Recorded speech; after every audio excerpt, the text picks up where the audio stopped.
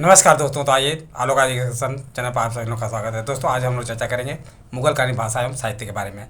तो मुगल कालीन भाषा एवं साहित्य के कुछ महत्वपूर्ण प्रश्नों के बारे में चर्चा करेंगे, जो कि परीक्षा की दृष्टि से अति महत्वपूर्ण है। तो ध्यान दीजिए, पहला पॉइंट है मकतब एवं मदरसा।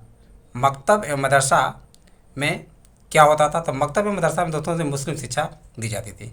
मुस्लिम शिक्षा दी जाती थी किसमें? मकतब एवं मदरसा में। मकतब एवं मदरसा पहले मदरसा का निर्माण किसके शासनकाल में हुआ था? तो बाबर ने के शासनकाल में हुआ था। और कहाँ पे हुआ था? दिल्ली में हुआ था। कहाँ पे? दिल्ली में हुआ था। मकतब एवं मदरसों में शिक्षा देने का जो माध्यम था वो क्या था? शिक्षा देने के माध्यम था वो फारसी भाषा थी। फारसी भाषा में मकतब एवं मदरसा में क्या की जाती थी? शिक्षा दी जाती थी। इसके बाद है दोस्तों मुस्लिम शिक्षा कहाँ कहाँ थी दी जाती थी? जिसका केंद्र कहाँ कहाँ था? दिल्ली था, आगरा था, फतेहपुर सीकरी था, लाहौर था, जौनपुर था, सियालकोट था, लखनऊ, अम्बाला, ग्वालियर, कश्मीर, इलाहाबाद, ऐसे स्थानों पर मकतब ए मदरसा में फारसी शिक्षा की व्यवस्था की गई थी और उसमें से मुस्लिम शिक्षा दी जाती थी। न्याय की शिक्षा के लिए लखनऊ का जो है फारंगी महल, लखनऊ का फारंगी महल मदरसा जो है क्या था? न्याय शिक्षा के लिए प्रसिद्ध था। न्याय शिक्षा के लिए क्या था? प्रसिद्ध था लखनऊ का फारंगी महल। सियालकोट का मदरसा, यह मदरसा दोस्तों जो है व्याकरण की शिक्षा दी जाती थी। सियालकोट का जो मदरसा जो इस समय पाकिस्तान में है, किसकी शिक्षा दी जाती थी? फारसी व्याकरण की शिक्षा दी जाती थी।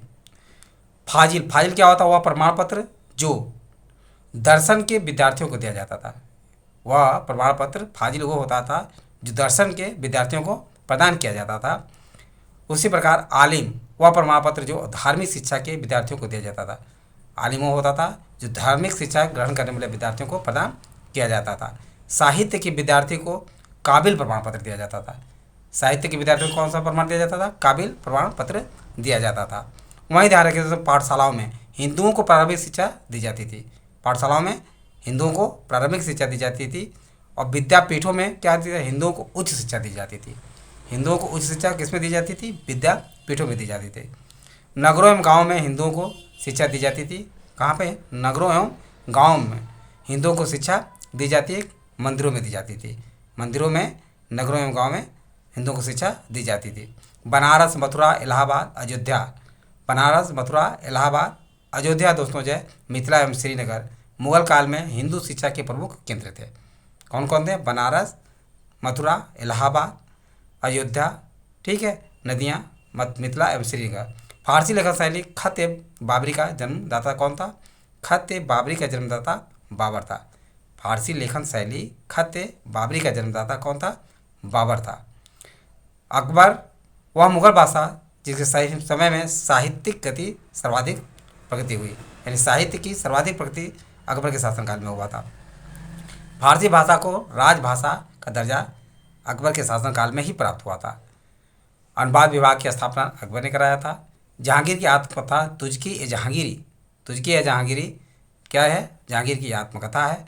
तुझकी ए जहांगीरी को पूरा करने का काम किया था मुतमिद खान ने। मुतमिद खान ने दोस्तों ध्यान रखिए, तुझकी ए जहांगीरी को पूरा करने का काम किया था। फारसी मोहम्मद शाह के समय तक राजभाषा बनी रही। क्या हुआ?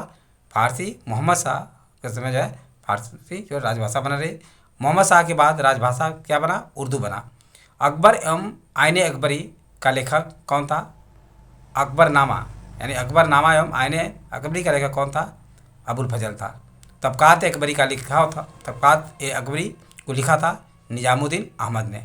निजामुद्दीन अहमद के द्वारा जो है तबकात अकबरी लिखा गया था। हुमायूंनामा की रचना गुलबदन बेगम ने की थी, जो कि हुमायूं की बहन थी और बाबर की पुत्री थी। वहीं पर मुंतखब उत्तारिख का लेखक जो है बदानी था। मुंतखब उत्तारिख का लेखक कौन था? बदानी था। तारीख हुमायूं लिखा था वाजिद सुल्तान ने। वाजिद सुल्तान ने क्या लिखा था? तारीख क्या लिखा था? तारीख हुमायूं लिखा था। कौन लिखा था? तारीख हुमायूं वाजिद सुल्तान ने लिखा था। एक अन्य अकबरनामा नामक ग्रंथ का लेखक था फैजी सरहिंदी। फैजी सरहिंदी लिखा था। तज़किरातुल वाक़ियात नामक ग्रंथ लिखा गया था किसके द्वारा? जौहर ने लिखा था। तो ये सारे प्रमुख तथ्य जो है आप लोगों को समझ में आ गया होगा। यदि वीडियो अच्छा लगा हो तो इसे सब्सक्राइब और लाइक अवश्य करें। तो अपने सगे संबंधी दोस्तों को शेयर करना ना भूलें। थैंक यू दोस्त, नेक्स्ट वीडियो मिलेंगे।